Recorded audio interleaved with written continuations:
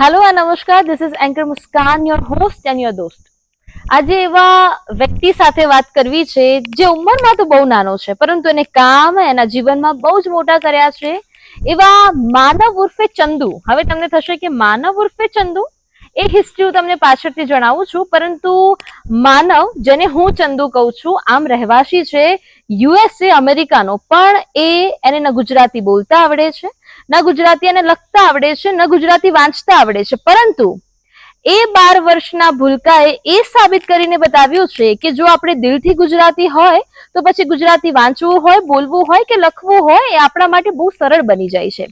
હું એવા માનવ સાથે આજે વાતચીત કરવાની છું જેને ગુજરાતને તો બહુ જ બધું માન મર્યાદા અપાવી છે અને અમેરિકામાં પણ એનું બહુ જ નામ છે. એવા માનવ ઉર્ફે ચંદુ સાથે આજે વાત કરવી છે અમેરિકાનો, પરંતુ ગુજરાતમાં એ ચમક્યો છે.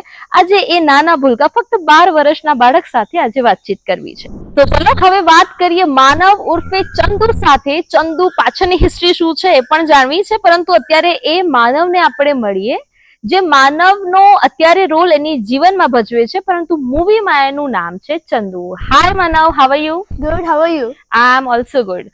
સો Manav, basically where are you from and how old you are? એટલે હું બોર્ન એન્ડ રેઝ છું એટલાન્ટા જોર્જિયા યુએસએ માં, પણ આઈ એમ ગુજરાતી, હું Okay. ઇન્ડિયન જ છું. મારા નાનાજી લિંચના છે, એમનું નામ છે જગદીશભાઈ બ્રહ્મભટ્ટ, અને મારા દાદાજી એ કલોલના છે, માતરના છે, એમનું નામ છે નવીનભાઈ બારોટ.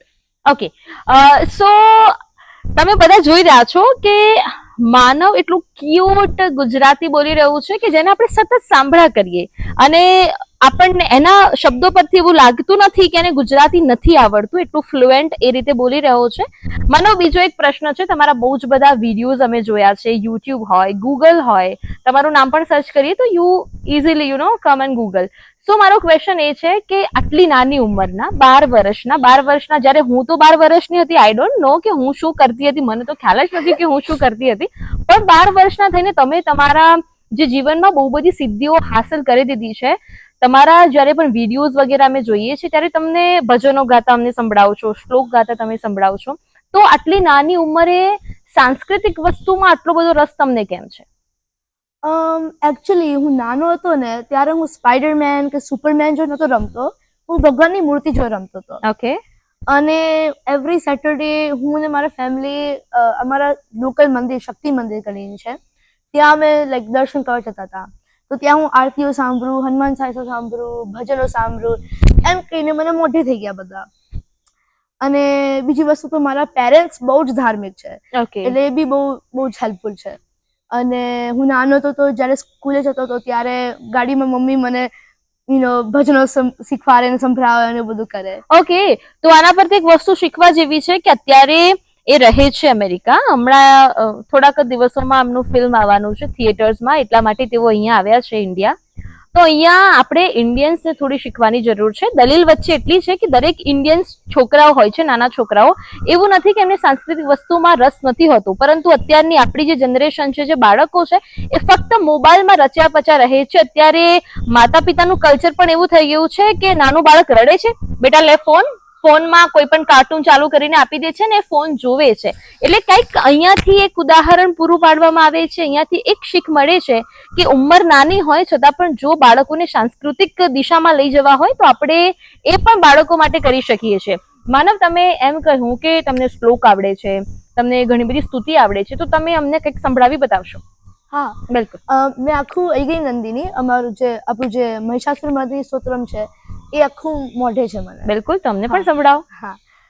અયગિરી નંદિની નંદિત મેદિની વિશ્વ વિનોદિની નંદનુતે गिरिवर विंध्य शिरोदिनी वासिनी विष्णु विलासिनी जिष्णुनुते भगवती है क्षिति कंठ कुटुंबिनी भूरि कुटुंबिनी भूरि कृते जय जय हे महिषासुर मर्दिनी रम्य कपर्दिनी शैलसुते. ખૂબ જ સરસ. આપણે 2 મિનિટ સુધી તો એના લિપ્સ પર જ જોઈ રહેવું પડે કે ભાઈ એ આઈગીરી નંદગીરી ગાઈ રહ્યો છે તો કેવા લિપ્સ કરી રહ્યો છે, પણ લિટરલી એના માટે ક્લેપ થવી જરૂરી છે, કારણ કે એને ગુજરાતી નથી આવડતું છતાં પણ એને બહુ જ બેસ્ટ ટ્રાય આપ્યો છે. માનવ, હવે માનવ કેવું નથી, મારે તને ચંદુ કેવું છે. હવે ચંદુ થી આપણે વાતચીત કરીશું. ચંદુ, મારે બીજું એક પૂછવું છે કે જેમ આપણે આખી લાઈફ તારી જ અત્યારે જઈ રહી છે, બીજું કે મૂવી હમણાં તમારું રિલીઝ થવા જઈ રહ્યું છે, મૂવીમાં તમને કેટલો સપોર્ટ અને મૂવીનો ફર્સ્ટ એક્સપિરિયન્સ કેવો રહ્યો, કારણ કે આ મૂવી તમારી ફર્સ્ટ છે, તો એક્સપિરિયન્સ કેવો રહ્યો અમારી સાથે થોડું ડિસ્કશન કર. હા, so first of all I just want to thank everyone who gave me this opportunity. આ બહુ જ અમેઝિંગ ઓપોર્ચ્યુનિટી છે, એટલે once in a life time experience હતો આ. આઈ enjoyed it so much. I made so many friends. બધાએ મને બહુ જ સપોર્ટ કર્યો. ઇટ વોઝ થોડું ડિફરન્ટ હતું, નવું હતું, પણ I got use to it. Okay. અને દીપક સર અમારા ડાયરેક્ટર, ગૌરાંગ સર પ્રોડ્યુસર, અને સમીર માના અમારા ડિરેક્ટર, મ્યુઝિક ડિરેક્ટર હતા. એમનો જ ખૂબ જ સપોર્ટ હતો અને ગાઈડ એમને બહુ કર્યો હતો મને. કાસ્ટિંગ ક્રૂ બી બહુ જ હેલ્પફુલ હતા, બહુ સપોર્ટિવ હતા અને બહુ જ ફન હતા. ઓકે, એટલે બહુ જ મજા આવી છે તમને. હા હા. બીજો પ્રશ્ન કે આખું જે શૂટિંગ છે એ કઈ જગ્યાએ થયું તમારી ફિલ્મનું? જે લેટ ઉમાશંકર જોશીજી, એમનું ગામ બામણા ગામમાં શૂટિંગ થયું હતું. ઓકે, શૂટિંગ દરમિયાન કેટલી મસ્તી, કેટલી મજા, કેટલી મોજ આવી ત્યાં આગળ? બહુ મજા આવી ગઈ. I never scene a village આવું. યુઝલી એવું બધું જોવા ના મળે, ઓકે. એટલે બહુ જ ઇન્ટરેસ્ટિંગ હતું. ઓકે, એટલે ત્યાં બહુ જ બધી મજા આવી. અમેરિકાનો આ રહેવાસી માનવ એવું કહી રહ્યો છે કે ગામડામાં, એ ગામડું ઓબ્વિયસલી ત્યાં અમેરિકામાં તો ગામડાઓ જોવા ન મળે, પરંતુ જ્યારે તેઓ બાવડામાં શૂટ કરવા આવ્યા ત્યારે ગામડું શું છે, ગામડાની રહેણી કહેણી શું છે, ગામમાં લોકો કેવા વસે છે, એ બધું જ ત્યાં એમને જોવા મળ્યું છે. વાત તમે કરી મનોજ જોશીની, રાઈટ? મનોજ જોશી તમારી સાથે પણ લીડ રોલમાં છે, તો એમની સાથે તમારો એક્સપિરિયન્સ કેવો રહ્યો, અને એ પણ શૂટ દરમિયાન તમારી સાથે બામણામાં જ હતા? હા, he is a legendary actor. He is amazing, so nice, so amazing. બહુ જ મજા આવી ગઈ. જ્યારે મને લાઈક લાઇન્સ મેમરાઇઝ ના કરી શકું ત્યારે મને હેલ્પ કરતા હતા. અમુક ગુજરાતી શબ્દ બી મને નહોતા આવડતા, લાઈક અણ ને અળ ને બધું થોડું અઘરું પડતું હતું. યસ. તો એ મને હેલ્પ કરતા હતા. અને બીજું તો મારા બા દાદા, મારા બાના ઢેબરા જોરદાર હોય છે, એટલે અમુક વખત ખવડાવતા હતા એમને બહુ ભાવતું હતું. ઓકે. પછી એક દિવસે એમના જાતે ભેળ બનાવી, મને ખવડાવ્યું હતું. ઓકે, તો બાના ઢેબરા મને પણ ચખાડીશ ને? હા, ચોક્કસ. ઓકે, તો બાના ઢેબરા આપણે પણ ખાવા પડશે. હાલાકી મનોજ જોશીજીની જે ભેળ છે આપણને હાલે ખાવા નહીં મળે, પણ બાના ઢેબરા આપણે ચોક્કસથી આપણે ટ્રાય કરીશું. ઓકે, તો જે પ્રમાણે આપણે વાત કરી કે જ્યારે તમે ટ્યુશન્સ જતા હતા, તમે સ્કૂલ જતા હતા, ત્યારે તમારા મમ્મી પપ્પા તમારા બહુ સપોર્ટમાં હતા, કારણ કે કોઈ પણ નાના બાળકની ઉછેરણી કરવી હોય ત્યારે સૌથી પહેલો રોલ એમના મમ્મી પપ્પાનો હોય છે, કારણ કે માતા પિતાની સરખામણી આપણે ભગવાન સાથે કરતા હોઈએ છીએ. આપણે એમ જ કહીએ છીએ કે માતા પિતાના પગમાં જન્નત છે, માતા પિતાના પગમાં સ્વર્ગ છે, એવું એટલા માટે કહેવામાં આવે છે કારણ કે માતા પિતાને ભગવાનનું બિરુદ આપવામાં આવ્યું છે. તો તમારા માતા પિતા, મમ્મી પપ્પાનો તમને કેટલો સપોર્ટ? કોણ એમના 12 વર્ષના છોકરાને સ્કૂલ પાડીને ઇન્ડિયા મોકલે ઓકે, શૂટિંગ કરવા માટે. Okay, great. એટલે it's just amazing. I am so thankful and grateful for them. Okay. અને બીજું તો એમના બ્લેસિંગ્સ ઓલવેઝ મારી સાથે છે. ઓકે. એવરી ડે મમ્મી જ્યારે પૂજા કરતી હોય ત્યારે મને હાથ પકડીને કહે કે ભગવાન, મારો માનવ ભારતના વડાપ્રધાન નરેન્દ્ર મોદીની જેમ આખી દુનિયામાં, આખા જગતમાં, આખા વિશ્વમાં નામના મેળવે. ઓકે, એટલે એમના મમ્મી એવું શીખવાડતા હતા કે આપણા દેશના વડાપ્રધાન, માનનીય વડાપ્રધાન નરેન્દ્રભાઈ મોદીનું જે પ્રમાણે આખા વિશ્વમાં, આખી દુનિયામાં નામ છે, એવી જ રીતે નામના અને લોકચાહના માનવ મેળવે એવું એમના મમ્મી પહેલાથી શીખવાડતા હતા. પપ્પાનો કેટલો રોલ? પપ્પાનો તો અમેઝિંગ રોલ છે. ઓકે. એ રાતે થાકીને આવે જોબ પરથી, તો હજી બી મને ચંદુના ગુજરાતી સ્ક્રિપ્ટ હોય ને, તો એ મને ઇંગ્લિશમાં શીખવાડે કે બોલીને હું ઇંગ્લિશમાં લખું. ઓકે. તો એ બી બહુ હેલ્પફુલ અને બહુ જ અમેઝિંગ સપોર્ટ છે. ઓકે, એટલે મમ્મી પપ્પાનો બહુ જ બધો સપોર્ટ છે. હા. યસ. ચંદુ, અમને એવું પણ સાંભળવા મળ્યું છે કે તમે ગોતીલો, તમારી જે ફિલ્મ આવી રહી છે, એમાં સોંગ પણ ગાયો છો, અને your voice is very sweet. તો સોંગ અમારે પણ સાંભળવું છે, એટલે અમને થોડું તમારું એ સુરીલા અવાજમાં ગાયેલું સોંગ અમને પણ સંભળાવી દો. હા. યસ. મુને ચંદુ છાના માના કાતરિયામાં બેઠા, મુને ચંદુ છાના માના કાતરિયામાં બેઠા, લેસન પર તું મૂકી ફિલ્મ રમવા બેઠા, હું ને ચંદુ છનમન કતરિયામાં બેઠા. અરે કોણ કે આ છોકરાને નથી આવડતું ભાઈ? છે અમેરિકાનો, બોર્ન એન્ડ બોટમ અમેરિકાનો છે, પણ જે દિલથી ગુજરાતી હોય ને બોસ, એ લિટરલી એના રગ રગમાં ગુજરાતીનું જે ગુજરાતીપણું હોય ને છલકીને આવે છે.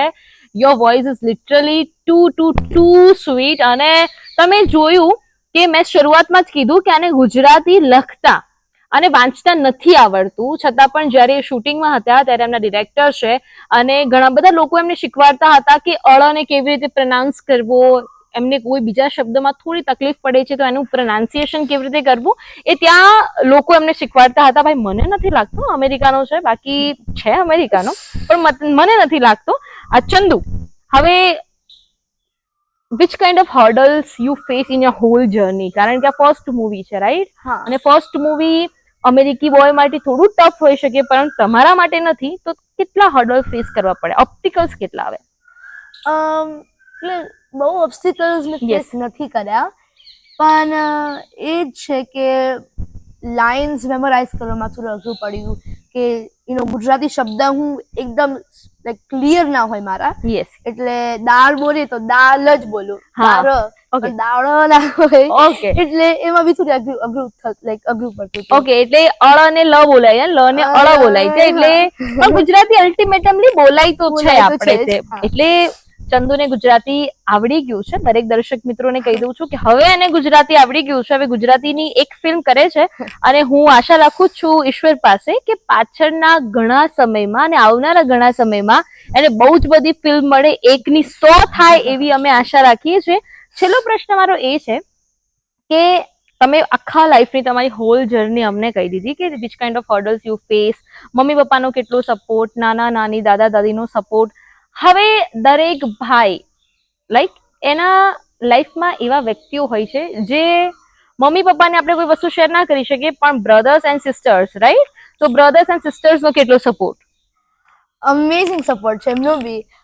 એકચ્યુઅલી પહેલી વખત આવ્યો હતો ત્યારે હું એકલો આવ્યો હતો અહીંયા ઇન્ડિયા શૂટિંગ માટે, ઓકે. પણ હું એકલો કરી ના શકું, હજી તો હું નાનો જ કહેવાઉં. એટલે આ વખતે સ્પેશિયલ મારી સિસ્ટર મારી માટે આવી, મારી સિસ્ટર દિયા. અને બસ it's nice to have someone there with you, right? એટલે એમનો ટ્રેમેન્ડસ અમાઉન્ટ ઓફ સપોર્ટ છે. ઓકે, સો આ હતો અમેરિકી બોય, પણ હવે હું એને અમેરિકી બોય નથી કહેવાની, કારણ કે હવે એને પાક્કું ગુજરાતી આવડે છે અને એ ફ્લુએન્ટ ગુજરાતી બોલી શકે છે. આ હતો માનવ ઉર્ફે ચંદુ, કે જેની મૂવી આવવા જઈ રહી છે. હા, એક ક્વેશ્ચન તો આપણે ભૂલી ગયા, તમારી મૂવી ક્યારે આવી છે એ તો અમારા દર્શક મિત્રોને કહેવું જ પડશે, બાકી હું અને મારા દર્શક મિત્રો જોવા કેવી રીતે જઈશું ચંદુ? It's not good. તો મૂવીની ડેટ પણ અમને કહી દો. હા, Butilo is releasing on June 27th, 2025 all over Gujarat and all over Mumbai.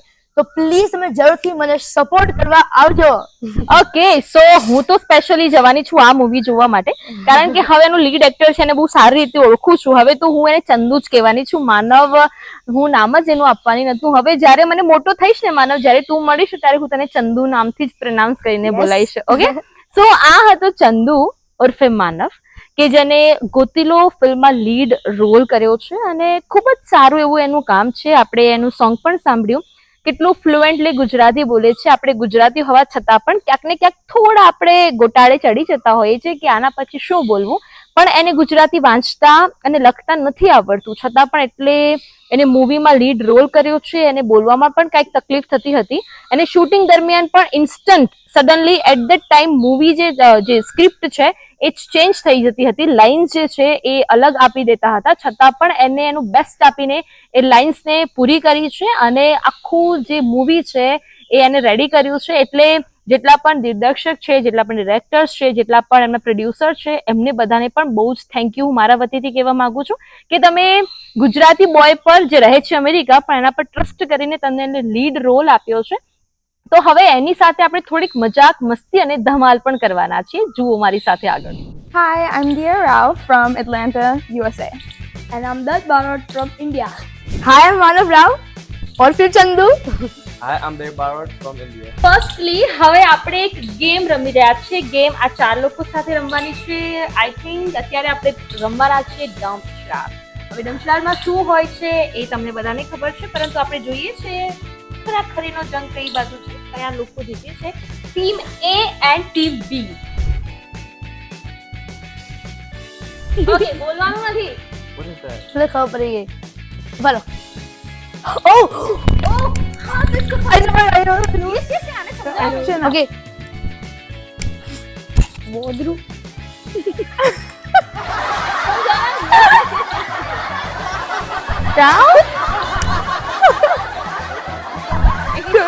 Describe spider.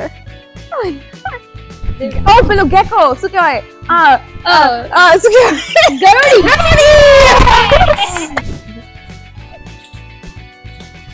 Mic News channel? छाप समाचार? समाचार Well, હું હમણાં સમજાવી દઉં. oh. આમ રાખો એટલે દેખાય નહીં, પાછળથી દેખાય. ચલો, ready? ओ કરો action. ખાવાનું. દાદા બાકી. દાદા ખાઈ ટબાકો. Yeah. તંબાકુ, પાન. મસાલો એમાં નાખે છે. Yeah. ચૂલો. मी Sandhu yes. Okay ready You do that. Okay દારૂડિયો. મને છે ને right? તરત મને પ્યોર ગુજરાતી અને એમાં મેહોણાનો હોય એવું લાગી રહ્યું છે. કારણ કે એને બધી જ વસ્તુ ખબર પડી છે. આમ લાઈક આને આમ કહું કે આમ તો કે ચૂલો. હવે થોડું આમ એવા નાટક કરે છે તો એને ખબર પડી ગઈ કે આના અંદર દારૂડિયોનું નામ લખ્યું છે. ઓ માય ગોડ, આપણે બહુ જ ઇન્ટેલિજન્ટ છે. दे બુદ્ધિ ગોળો. બતાવો. गोडो स्टूपिड मगर लो પણ એ ઓલરેડી સ્પીક. હા, એ ઓ બોલ્યો ગોડો. ગોળો. તમે ગાતા મગજનો કીધું. 1 2 3 and go.